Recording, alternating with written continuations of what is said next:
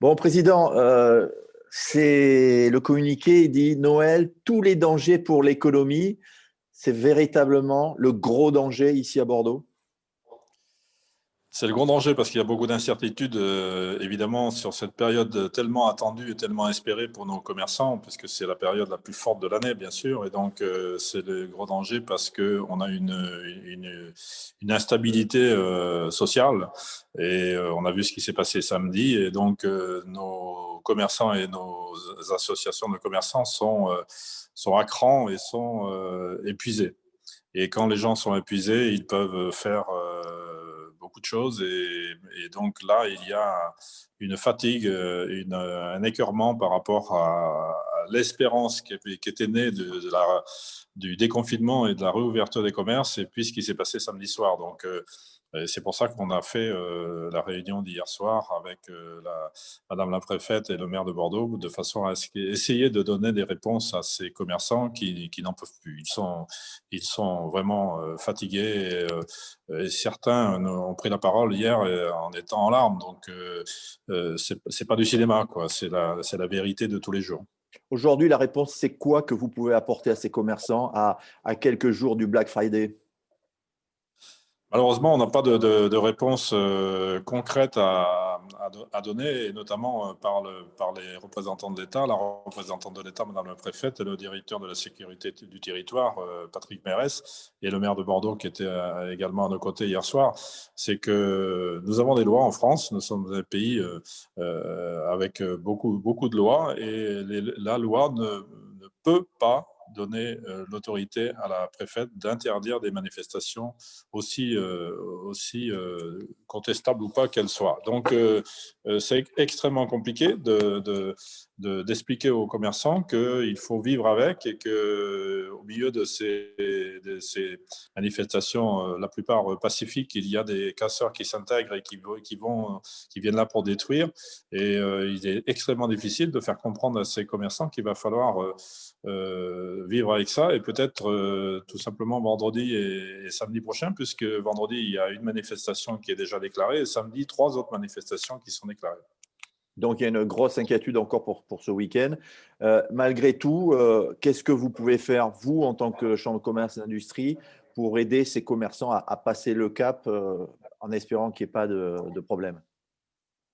Ce que l'on peut faire en dehors de ce que l'on fait déjà au niveau de l'accompagnement financier que nous faisons avec l'État, la région et la métropole surtout. Vous avez vu que la métropole a mis le paquet avec 80 millions d'euros de fonds de soutien au niveau des entreprises en général, et particulièrement au niveau des petites entreprises et des commerces. Au-delà de ça, nous essayons de mettre en place des outils qui permettent aux commerçants de pouvoir réagir immédiatement, de s'informer entre eux immédiatement lorsqu'il y a des risques de débordement, puisque manifestement, on voit que les forces de police et l'État ne peuvent pas, peuvent difficilement en tout cas empêcher ces risques-là et empêcher les manifestations. Et donc, nous avons mis en place, à partir d'aujourd'hui, un compte WhatsApp dédié privé pour les commerçants et les associations de commerçants, en lien direct avec les services de la préfecture et des services de la mairie, de façon à ce qu'ils puissent se protéger à l'instant T. On a vu que samedi, les débordements et les casseurs, on a eu l'impression que ça avait duré des heures et des heures. En fait, ça a duré 16 minutes. 16 minutes de casse.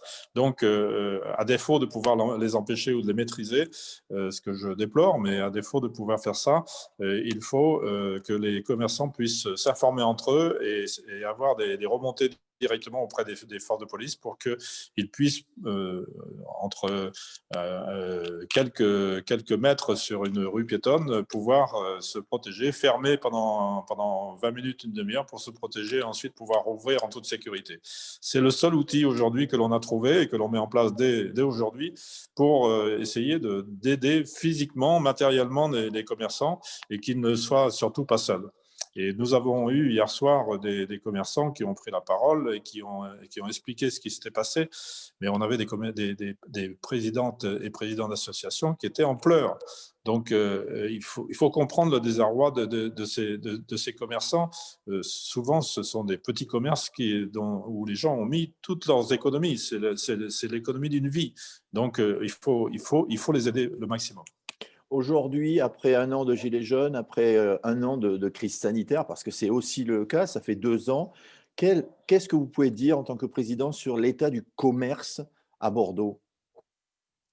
Alors Est-ce qu'il y a d'abord, c'est pas un beaucoup de an, hein. faillites? Est-ce qu'il y a beaucoup de faillites? Est-ce qu'il y a beaucoup de dépôts de bilan? Comment ça se passe?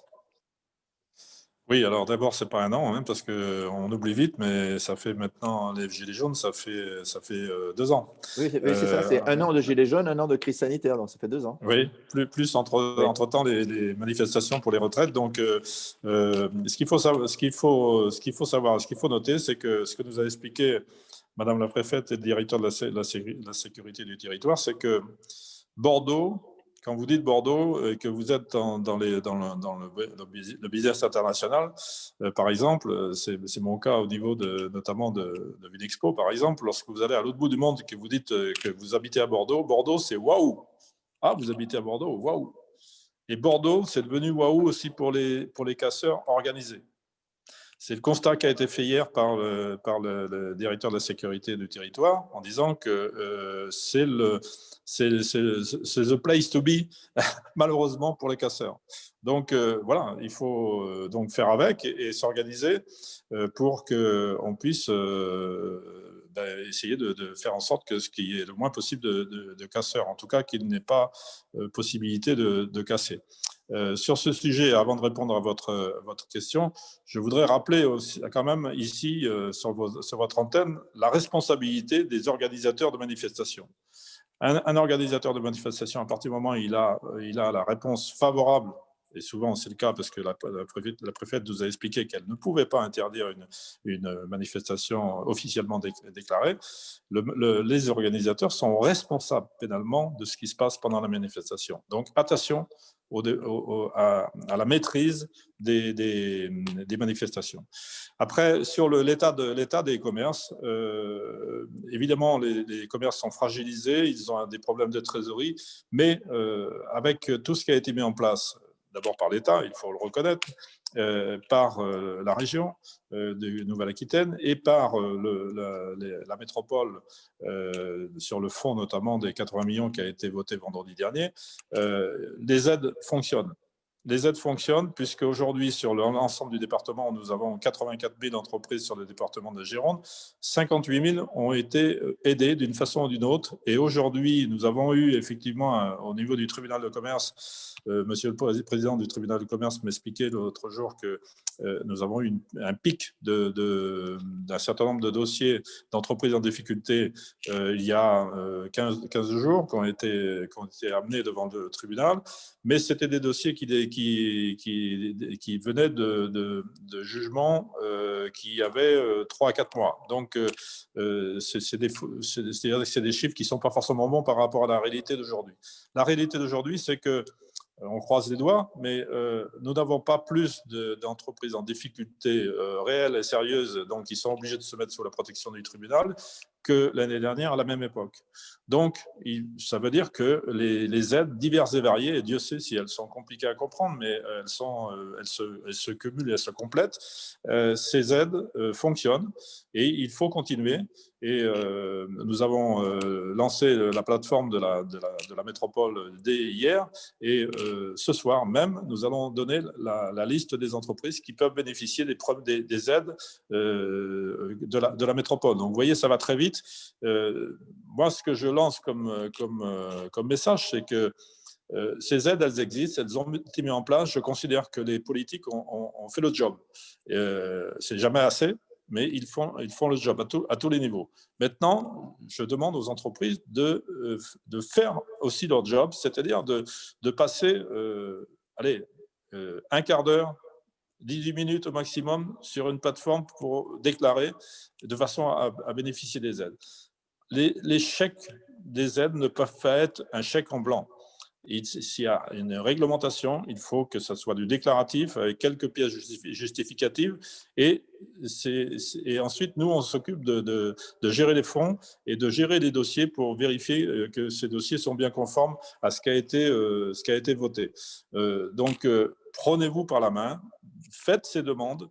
Il y a de l'argent, il y a beaucoup d'argent disponible pour aider à passer ces caps. Et souvent, c'est pour un petit commerce, recevoir 1500 euros plus 500 euros par salarié, ben, ça peut aller jusqu'à 7500 euros. Quelquefois, dans une année, certains commerçants ne gagnent pas forcément ça.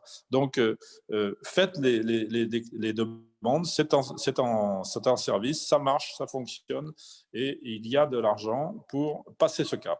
Si vous me dites ça, Président, ça veut dire qu'il y en a des petites entreprises qui n'ont pas le temps de le faire, qui ne le font pas, qui ne font pas ces démarches? Oui, oui, oui. Il y a des gens qu'on voit nulle part. Et c'est ce qui m'inquiète. Alors, je sais que pour certains, pour certaines personnes, c'est compliqué d'aller sur une plateforme numérique, même si on les a simplifiés au maximum. N'oubliez pas que 40%, 38% exactement des commerces de notre région n'ont pas de site Internet. Nous sommes en 2020. Donc, ne pas avoir de site internet, ça veut dire que vous existez nulle part. Et donc, c'est comme ça. C'est bien, c'est pas bien, j'en sais rien, mais c'est comme ça. Et donc, effectivement, il y a des gens qui ne sont présents nulle part et puis qui ont baissé les bras. C'est-à-dire qu'il dit de toute façon, c'est foutu. Donc, moi, je passe pas mon temps à aller sur une plateforme Internet. Et pourtant, si, il faut y aller. Et ce que l'on fait, c'est qu'on a mis notre numéro de téléphone, bien sûr, de la plateforme de la Chambre de commerce et d'industrie, le 05 56 79 5000, où nous avons 19 collaborateurs qui répondent au téléphone tous les jours. Et on prend la main s'il y a des gens qui ne savent pas faire ou ne peuvent pas faire ou n'ont pas envie de faire. Donc, il suffit de passer un coup de fil. Mais il faut au moins faire ça. Il ne faut pas rester tout seul. Et puis, on a la chance d'avoir en tout cas sur la métropole, mais même aussi sur Angon, sur Bazas ou sur Saint-Cubzac ou ailleurs, on a la chance d'avoir un réseau d'associations de commerçants énormes. Les commerçants ne sont pas seuls. Ils ont des associations qui sont gérées par des commerçants bénévoles qui font un travail remarquable. Donc, allez vers vos associations de commerçants, demandez-leur un coup de main. Ils savent faire de façon, surtout, ne restez pas seuls. Un dernier mot, c'est tout pour le digital aujourd'hui. Vous parliez effectivement des entreprises qui n'ont pas de site internet et il faut le faire, du digital, des marketplaces. On va vers ça pour passer au mieux la crise sanitaire et la crise économique? Alors, vous avez raison, pour passer au mieux la crise sanitaire, mais je pense que pour préparer l'avenir également, parce que soit on est capable de moderniser le commerce et que vous comme moi, lorsqu'on veut aller faire nos courses, on va sur le net et on voit que le commerce du coin a effectivement le produit qui nous intéresse et dans ce cas-là, on descend dans la rue, on va dans le commerce acheter ce que l'on a déjà vu sur le net. Ou c'est les plateformes des GAFA qui vont récupérer le truc. Donc, il faut se transformer. Aujourd'hui, aller contre le progrès, dans toute l'histoire, on a vu que ça ne marche pas. Le progrès est en route. Aujourd'hui, c'est numérique. Demain, ça sera sans doute autre chose. Donc, il faut se mettre en ordre de marche pour que demain, les conséquences de cette période ne profitent pas uniquement aux GAFA.